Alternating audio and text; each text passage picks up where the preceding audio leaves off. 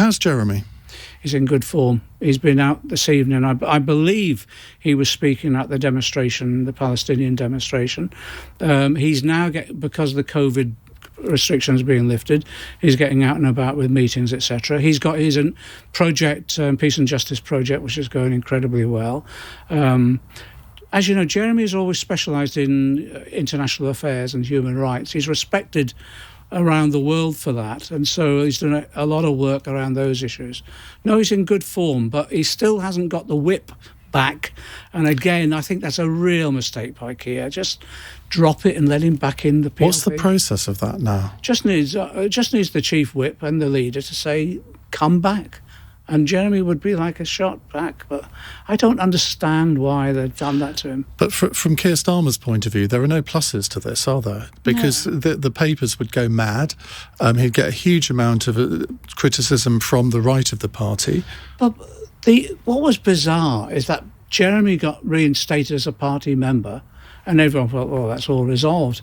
And then Keir then withdraws the whip. No one completely understood why at that stage, if you've been reinstated as a party member, because there's no disciplinary matters outstanding, so just let him back in. I think it's beginning to look a bit personal, and I don't like that.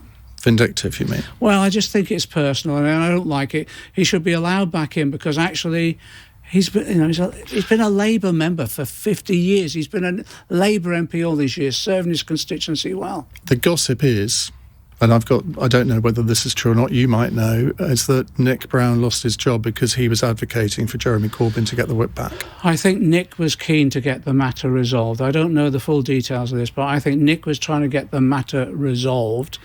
And I think actually he would have had the support of most of the Parliamentary Labour Party, certainly a vast majority of our members and all our affiliates. We just want Jeremy back in, and we just don't understand why that's not the case. Well, you'll be delighted to know we lured Jeremy on cross-question the other day, the first time that he'd been on LBC for 6 years, because I know you were lobbying on my behalf to get him on during the election, but even your lobbying didn't quite work. So we're hoping he'll come back for a longer chat. The fact that if this poll out tonight is true, that Keir Starmer's ratings are lower than Jeremy's were at any point, is there a way back from that?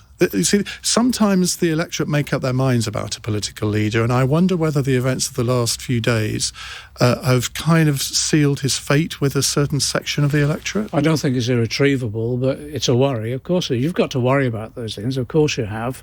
But it's not irretrievable, but you need...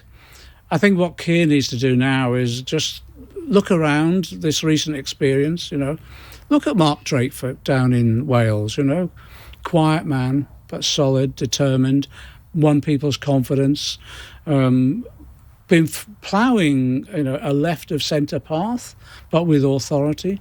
Look at those examples, and you can win people's respect back in that, Sometimes people think, well, I don't agree with him on that, but actually he's good.